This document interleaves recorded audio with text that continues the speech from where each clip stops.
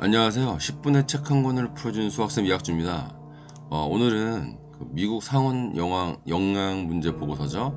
잘못된 식생활이 성인병을 만든다 라는 책에서 3장을 한번 살펴보도록 할게요. 3장 제목이요. 구미화된 동양인의 식생활이 성인병을 증가시키고 있다. 제목에 다 나와 있는 부분들이죠. 점점 이 동양인들의 식생활 자체가 구미화된다는 거죠. 많은 지방 섭취와 단백질, 이런 육식 중심의 식생활이 성인병을 증가시키고 있다는 부분이고요. 보이지 않는 설탕으로 그들도 모르는 사이에 원하든 원치 않든 간에 먹게 되는 것이다 라는 부분인데요. 이젠 그 식품 산업이 우리 삶에 너무나 많이 이젠 고혈당으로 지방과 이런 부분들이 문제되는 부분들이죠. 리프 교수를 놀라게 한 오키나와 어린이들의 변화인데요. 건강에 있어서 가장 신뢰할 지표가 되는 것은 장수가 되는 거죠. 물론 이제 그냥 장수가 아닌 건강한 장수가 될 텐데, 몸이 커지면 빨리 죽는다고 하는 사실은 맥케이라는 학자가 동물 실험을 통해 밝힌 바 있는데요. 이 실험의 요점은 칼로리를 적게 섭취하면 몸집은 커지지 않지만 건강하고 장수하게 된다는 거죠. 이런 부분들이 굉장히 중요한 것 같아요. 그래서 우리가 읽었던 여러 가지 건강책에서도 얘기하지만 계속 공통적인 것 중에 하나가 소식, 이 부분을 굉장히 강조를 하고 있는 것 같아요. 육류 단백질보다는 대두 단백질이 내구력을 기른다라는 부분이고요. 장수자는 몸집이 작고 성숙이 늦은 사람이라는 거죠. 요즘 아이들이 너무 성조숙증이라든가 이런 부분들이 먹는 것 때문에 식원병이 되는 거죠. 그런 부분도. 건강의 결정적인 수단은 소기만성. 성장이 3년 빠르면 수명은 7년 줄어든다. 그래서 우리는 이제 아이들 키우면서 빨리빨리 크는 거를 좋다고 생각하는데 그게 결코 아니라는 부분이죠. 그래서 이제 먹는 거를 잘 조절해서 아이들의 어떤 성장을 좀 늦출 수 있으면 노력해봐야 된다고 생각을 하고 있고요. 쇠고기를 먹은 쥐는 순간적인 순발력은 뛰어났지만 오래 가지 못했다. 제목 자체에서도 나오는 내용이지만 단백질에서 대두 단백질이 지구력이 훨씬 내구력과 지구력이 강했다는 부분은 생각을 하게 되고요. 곤도 박사의 조사 결과는 무엇을 말해주는가 라는 곳에서는요. 콩을 먹는 아이들은 생선을 먹는 아이들에 비해 70세 이상의 장수자가 되는 비율이 3배가 높았다. 야채나 잡곡을 잘 먹는 해녀들은 70, 80세가 되어서도 바다에서 잠수질을 하고 있었다. 확실히 이 어떤 육류 단백질보다는 콩을 먹는 대두 단백질이 훨씬 더 오랫동안 건강하게 할 수 있다는 조사 결과가 나왔고요. 일본의 10대들은 심장병 후보생이다라는 제목이고요. 가공식품 광으로서 인스턴트 라면, 즉석 햄버거, 달콤한 과자, 청량음료 등을 매우 좋아하는 학생들이 대부분 심장병 후보생이라는 거고, 특히 이제 과영양과 운동 부족이 겹치면서 동맥경화가 진행된다는 부분들이고요. 그래서 결코 우리나라 10대들도 간과하면 안 되는 부분들인 것 같아요. 학교 급식에 결함이 있다라는 부분이고요. 설탕이나 남아 돌아가는 칼로리는 체내에서 중성지방으로 변환되어 지방세포에 축적되거나 혈액의 점조도를 높인다. 결국은 이제 혈관 건강에 안 좋은 영향을 끼친다는 얘기고요. 왜 일본계 2세는 40대에 조로하는가? 조로라는 게 찾아보니까 건늙음, 여러 가지 신체적인 어떤 늙는 현상들을 얘기하는데 빨리 늙는 현상. 주된 사인을 살펴봤더니 심장병과 뇌경색과 뇌출혈, 그다음 지주막하 출혈, 간경화증, 암과 자살 이런 어떤 주된 사인들이 나왔는데 대부분 그 이유가 전쟁 후에 식사가 호화스러워졌기 때문에 혈관에 터지는 출혈형보다는 경색형 동맥경화가 많다는 거죠. 그래서 결국 전쟁 중에 못 먹었던 또 먹지 못했던 부분이 문제가 아니라 너무 호화로운 식사 때문에 이런 문제들이 생겼다는 거 다시 한번 얘기하고 있고요. 그 다음에 나오는 게요. 전쟁 경험자가 요절하는 원인은 영양바다였다. 식원병 중에 하나가 동맥경화인데요. 하와이 교민 1세는 고기를 많이 먹지만 야채 또한 충분히 먹고 있었다는 거죠. 그런데 2세들은 완전히 서구화 입맛이 되어가지고 육식광이었다는 거죠. 그래서 야채를 먹는다는 오히려 어떤 미개한다라고 그 당시는 생각했던 것 같아요. 지금 좀 바뀌었겠죠. 보호대상 노인 인구가 구미의 3배나 되는 일본이라는 부분인데요. 일본이 장수 국가로 많이 알려져 있어요. 근데 이제 일본에 앓고 있는 노인이 많은 이유 중에 하나가 뇌출혈 발작을 일으킨 사람이 많기 때문인데요. 이것은 소금을 많이 먹는 전통적인 식습관 때문이다 라는 부분들이고요. 소금이 너무 많이 과다하게 되면 특히 뇌출혈 쪽에 영향을 끼친다는 거 살펴봤고요. 왜 의사는 저혈당을 눈치채지 못했는가 라는 부분에서는요. 저혈당이 뭔지 저도 이제 아버님이 예전에 당뇨 합병증으로 이제 위암으로 돌아가셨는데 한번 좀 눈여겨 살펴봤어요. 저혈당의 주요 증상을 봤을 때 마음이 공허하고 건망증, 감정 제어에 어려움, 쉽게 흥분하고 긴장감, 창백한 얼굴, 배고픔을 못 참음, 식은땀, 저도 몇 가지가 해당되는 것 같아서 좀 걱정스럽긴 하더라고요. 저혈당증의 혈당 곡선은 식후 5시간에서 6시간 정도 경과한 뒤라야 비로소 급격히 내려간다. 우리 일반적으로 우리가 혈당 체크할 때는 식후 제가 정확히 모르겠는데 식후에 바로 하는 것 같더라고요. 근데 이제 저혈당 같은 경우는 5시간에서 6시간 정도 지난 후에 검사를 해야지 정확한 수치가 나온다는 거죠. 그럼 저혈당을 이겨내기 위해서는 어떻게 해야 되는가라는 부분에서는 비타민과 미네랄, 섬유질 등을 투여하는 메가비타민 요법에 의해서만 구제될 수 있다라는 부분은 체크해 주시면 좋을 것 같아요. 그래서 특히 좀 비타민, 미네랄, 섬유질 평소에 우리가 식생활에서 꼭 드시는 부분들 드셔야 될 것 같고요. 아연 부족이 인공 미각을 부채질한다. 아연이라는 어떤 미네랄을 부족하게 되면 미각이 아주 둔해진다고 해요. 그래가지고 더욱더 강렬한 맛인 단 것을 찾게 되어서 결국은 설탕이 노예가 된다는 거죠. 그래서 굴, 조개, 녹황색 야채, 양파나 밀기울 등의 아연이 풍부하다는 거고요. 그 밀기울은 이제 밀 껍질이라고 이제 찾아보니까 나오더라고요. 우리나라로 치면 이제 쌀겨 이런 거를 이제 같이 섭취하면 좋을 것 같아요.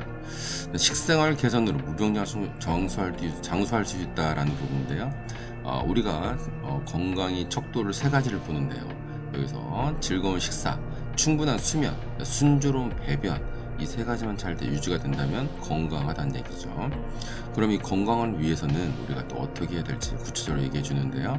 원활한 배변을 위해서는 섬유질이 풍부한 해조류나 야채를 섭취해야 된다. 입맛이 없거나 피로하기 쉽다고 느끼는 경우는 비타민이나 미네랄이 풍부한 해조류와 야채를 섭취하고 풍부한 칼슘을 함유한 멸치와 새우를 중요한 포인트는 뼈째 먹는 게 중요하다는 거죠. 살만 골라 먹는 게 아니고요. 또한 우리 식생활에서 청량 음료와 설탕 이 너무 과다하게 함유된 음식물을 삼가하는 건데요. 사실 빵이라든가 이런 거에도 그렇고 우리가 먹는 대부분 과자 이런 부분에서 설탕이 너무 많이 들어있는 것 같아요, 진짜. 그래서 갈수록 요즘 과자 나오는 거 새로운 걸 먹어보면 더 달게, 더 강력하게 이런 어떤 포인트를 삼고 있는 게 요즘 나오는 과자들이 아닌가 싶어요.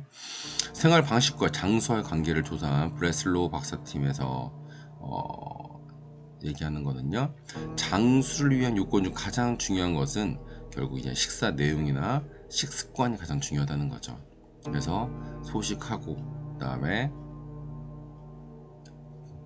설탕량을 줄이고 그리고 육류보다는 대두를 중심으로 단백질 섭취하고 또 중요한 게 먹는 것도 중요하지만 운동을 꼭 해야 된다는 거 아주 중요한 핵심 포인트인 것 같아요. 그 다음에 제목만 뽑아봤는데요. 값싼 동물성 지방이 많은 학교 급식. 사실 저희는 이제 학교 다닐 때 도시락을 싸고 다녀서 급식 세대는 아닌데요. 급식에 보면은 여러 가지 이제 재료들이 들어가는데 요즘은 그래도 많이 좋아진 것 같아요. 요즘은 이제 많이 뭔가 자연 친화적인 재료들을 많이 쓰는데 아무래도 이제 그 비용, 예산을 줄여야 되기 때문에 예산이 정해져 있기 때문에 값싼 동물성 지방을 많이 쓸 수밖에 없는 부분들이죠. 또 아이들도 많이 선호하는 부분들이고요. 부모의 교육이 우선되어야 된다. 사실 여기서 어머니라고 나왔는데 저는 이제 부모라고 바꿨어요. 엄마만 신경 쓴다 되는 게 아니고 아빠도 함께 그 아이들의 먹는 거에 대해서 신경을 쓰고 부모로서 책임감을 가지고 대해야 되겠다 라는 부분을 강조하고 싶고요. 잘못된 식생활 알았다면 빨리 고쳐야 한다. 그래서 굉장히 좀 충격적인 어떤 사실들 얘기해 주는데요. 우리는 가공식품 산업 성장에 일조하고 있고 또 그로 인해 병든 가족으로 의료 산업에 기여하고 있다. 과연 이게 우리가 경제를 위해서 하고 있는 일들의 대부분의 핵심적인 내용들인데요. 이게 과연 맞는가를 생각해 봐야 될 것 같아요. 진짜 이 말을 우리 제 삶에 적용시켜 보면 아이들이 뭐 비염이라든가 어떤 알레르기성 이런 부분들은 대부분 먹는 거에서 많이 나오지 않나 싶어요. 환경적인 측면도 있지만 그래서 좀 더 집에서 음식을 저도 이제 같이 이제 아이들 식사를 준비한 입장에서 어떻게 하면 좀 더 건강식을 먹을 수 있을까라는 생각. 재료도 재료지만 그 조리 방법도 좀 건강한 조리 방법을 선택을 해야겠다라는 생각을 했고요. 요즘 또 이제 한참 이제 코로나 세대 이후로 밀키트가 많이 또 유행하고 있는데 사실 밀키트 편하고 맛있고 좋죠. 근데 그 안에 이제 그렇게 맛있게 하기 위해서는 도대체 얼마나 많은 감미료를 넣어야 되는가라는 생각을 하게 되더라고요. 최대한 집에서 자연적인 재료로 음식을 해줘야겠다라는 생각을 해봤고요. 이런 면에서 경제성장 또는 국민소득은 기묘한 숫자 논에 불과하다. 그래서 결국은 우리가 경제가 발전한다 이 부분이 이런 의미로 발전한다는 것은 사실 의미가 없다는 거죠. 우리가 건강하기 위해서 건강하게 먹고 살기 위해서 경제 성장을 위해 노력을 하는 건데 결국은 우리 건강을 잃고 경제 성장을 한다는 거는 소 잃고 외양간 고치는 거와 마찬가지인 것 같아요. 물론 외양간은 나중에 고치는 것도 의미가 있지만 소를 잃지 않는 게 더 중요하죠. 오늘은 제 3단 여기까지 나눠봤고요.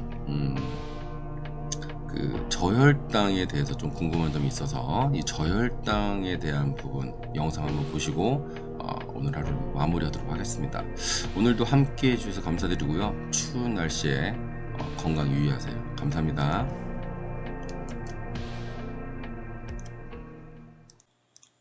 쇼크가 왜 생기는지 또 어떻게 하면 그것을 피해갈 수 있는지 질문하는 분들이 많습니다. 그분은 저혈당 쇼크라고 했습니다만은 올바른 명칭은 그냥 저혈당이지요.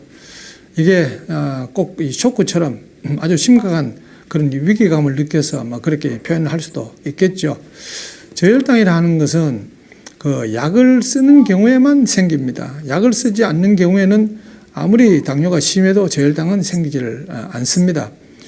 그렇기 때문에 어떻게 하는지 약으로부터 빨리 벗어나면은 저혈당은 안심하고 그러니까 이 저혈당으로부터는 자유로워질 수가 있습니다. 근데 당뇨가 있는데 약을 아무렇게나 대책 없이 그렇게 약을 끊을 수는 없지 않습니까? 그래서 약을 쓰지 않고도 혈당이 안정되게 내려가게 생활 습관을 그렇게 바꾸면 됩니다. 말처럼 그렇게 쉬운 것은 아니죠. 그리고 평생 약을 써야 되는 1형 당뇨도 있기 때문에 그렇게 쉬운 것은 아닙니다. 2형 당뇨이면서 당뇨약을 쓰고 있는 경우에는 얼마든지 약을 끊을 수가 있습니다. 저혈당 쇼크라는 것은요, 혈당이 너무 낮다는 뜻입니다. 일반적으로 혈당 수치가 한 60 이하일 때를 저혈당이라고 그렇게 부릅니다만은 그보다 더 낮은 경우에도 아무 증상을 못 느끼는 분도 있고, 그보다 조금 더 높은데도 불구하고 이미 증상을 느끼는 분도 있습니다. 평소에 혈당이 높게 유지가 됐던 사람은 꽤 높아도 60보다 조금 더 높아도 저혈당 증상을 느낄 것이고, 평소에 혈당이 쭉 낮게 유지된 사람은 꽤 낮아도 저혈당 증상을 못 느낄 겁니다. 비유컨대 이렇습니다. 평소에 몸을 좀 따뜻하게 지내는 사람들은 조금만 날씨가 이제 기온이 떨어져도 추위를 느끼겠죠. 평소에 좀 몸을 차게 돌리는 사람은 꽤 날씨가 추워도 뭐 추위를 안 타고 이런 거와 마찬가지라고 생각이 됩니다. 저혈당은 약 때문에만 생기기 때문에 어떻게 하는지 약의 양을 줄여야 됩니다. 그리고 먹는 약보다는 인슐린 주사가 훨씬 더 강력하기 때문에 주사 쓸 경우에는 저혈당이 생길 가능성은 훨씬 더 높아지고 그 정도가 더 심하고 그렇습니다. 저혈당이 생기면은 이 사람이 기진맥진하죠. 진땀이 나고요. 그리고 이 죽음의 공포까지 느끼고 그렇습니다. 그러다가 이걸 빨리 처치를 하면은 참 다행이지만 그렇지 않으면은 식물인간의 상태, 그렇지 아니면은 사망에까지 이를 수가 있으니까 이것은 대단히 무서운 병입니다. 저혈당으로부터 이제 벗어나기 위해서는 또 이제 그 정도를 좀 줄이기 위해서는 약의 양을 줄여야 되는데요. 약의 양이라 하는 것은 혈당이 많이 높은 경우가 자주 있으면은 약을 많이 쓰게 되지 않습니까? 그래서 혈당이 많이 안 올라가게 해야 됩니다. 많이 올라가게 되면 약을 많이 써서 또 이 부작용 때문에 혈당이 많이 떨어지니까 어떻게 하는지 혈당이 많이 안 올라가고 많이 안 내려가게 그렇게 해야 됩니다. 그게 바로 생활 습관을 일정하게 비슷하게 가지는 것입니다. 혈당에 영향을 미치는 것은 음식입니다. 음식의 종류, 음식의 양, 그리고 음식을 먹는 속도, 그리고 음식을 먹는 시각, 이런 것들입니다. 그래서 이 현미채식을 하면서 늘 비슷하게 그렇게 해야 되겠죠. 그리고 운동입니다. 운동을 너무 갑자기 또 많이 하면은 혈당이 떨어질 수가 있겠죠. 그래서 운동량도 비슷하게 또 한꺼번에 많이 하지 말고 좀 분산해서 그렇게 해야 되겠죠. 그리고 잠이 중요합니다. 잠이 부족하면 혈당이 많이 올라갈 수가 있거든요. 그 올라간 혈당을 내리기 위해서 약을 많이 써버리면 또 저혈당이 생길 수가 있고 그렇습니다. 그래서 음식, 운동, 그리고 잠이 늘 비슷해야 됩니다. 이렇게 하면은 저혈당이, 이 고혈당이 생길 가능성이 줄어들고, 그래서 약을 많이 쓰지 않게 되니까 저혈당이 생길 가능성도 줄어들고 그렇습니다. 저혈당은 1차적인 원인은 약 때문에 생깁니다만은 그것을 얼마든지 생활 습관을 교정을 해서 약의 양을 줄이고 그래서 저혈당 쇼크로부터 벗어날 수가 있습니다.